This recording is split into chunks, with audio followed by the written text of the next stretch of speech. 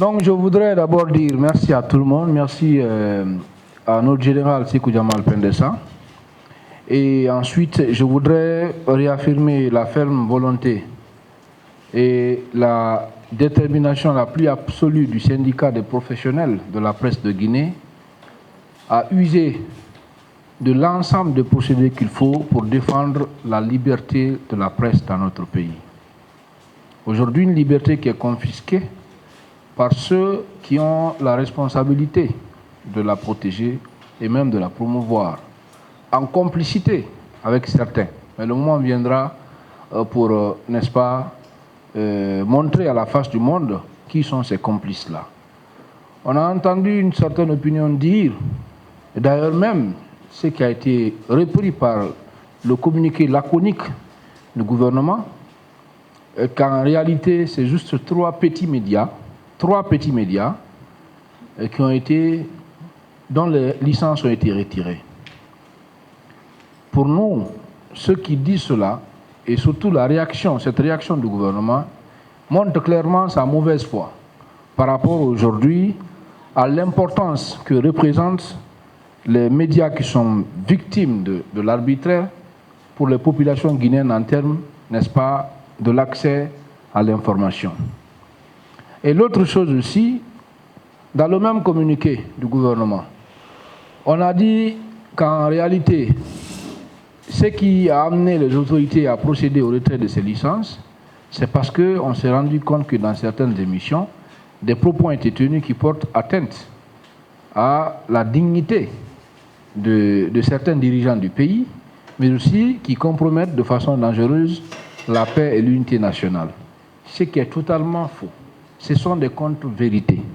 Vous prenez toutes les émissions qui ont été réalisées depuis l'avènement du CNRD au pouvoir le 5 septembre 2021, c'est un défi que nous lançons. Vous ne verrez jamais un journaliste, que ce soit dans les grandes gueules, dans Mirador ou au Refait le Monde, puisque c'est les émissions qui ont en réalité dérangé le pouvoir, où des propos ont été tenus qui menacent la paix dans notre pays. D'ailleurs, ça ne nous a pas étonné ce communiqué, en ce sens qu'il vient confirmer ce qu'on a toujours dénoncé, le mensonge d'État dans lequel nous vivons.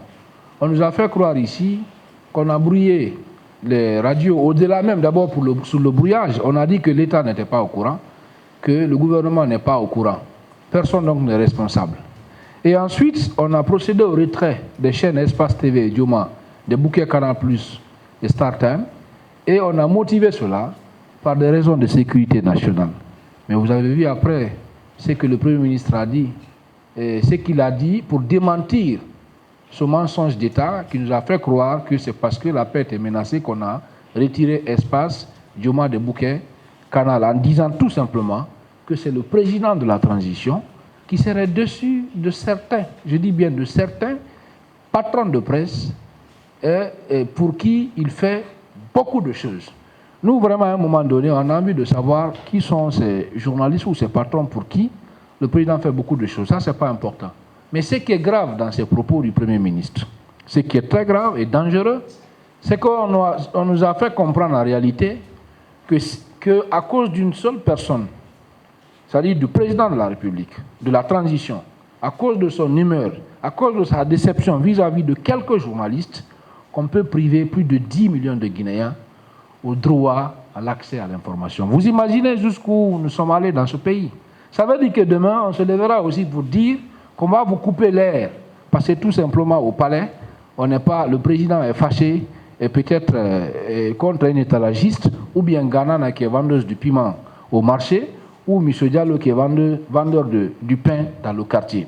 Donc ça veut dire aujourd'hui, ce ne sont plus les lois qui nous gouvernent dans ce pays, ce sont les humeurs, le bon vouloir de ceux pour qui la presse s'était engagée le 5 septembre 2021 à accompagner pour permettre à notre pays de traverser cette situation-là.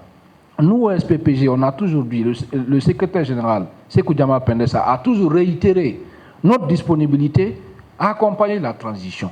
Mais nous, le soutien, n'est-ce pas, que la presse a pensé exprimer, a pensé apporter pour, la réussite de la transition, devait consister dans le travail de l'information, dans les dénonciations de la corruption, de la mauvaise gouvernance. C'est-à-dire, nous, on estimait que notre soutien à la transition, c'était d'aider le général à comprendre dans quel secteur de l'administration ça ne marche pas, qui détourne les deniers publics, qu'est-ce qu'il faut pour nous ramener, bien entendu, sur le bon chemin. Mais on a compris en réalité qu'au contraire, c'est plutôt ceux qui font ce travail-là, qui aident le pays, qui l'aident lui-même à sortir par la grande porte, qui sont en réalité les ennemis du peuple. Pour terminer, je ne vais pas être long. Comme je l'ai dit au départ, le peuple de Guinée peut compter sur nous. Nous, ce ne sont pas seulement des entreprises de presse que nous défendons. Ce ne sont pas seulement des patrons de presse que nous défendons. Ce ne sont pas seulement que des journalistes que nous défendons. Mais d'abord, avant tout ce que nous défendons, c'est la liberté. La liberté ensuite de la presse. Et enfin, c'est le travail que nous défendons. Et ce combat, on a commencé à le mener depuis au début. Il nous a coûté beaucoup de choses, dont la détention arbitraire de notre général. Et ce n'est pas aujourd'hui qu'il va s'arrêter. Ceux qui pensent qu'on va s'asseoir sans rien faire, ils se trompent.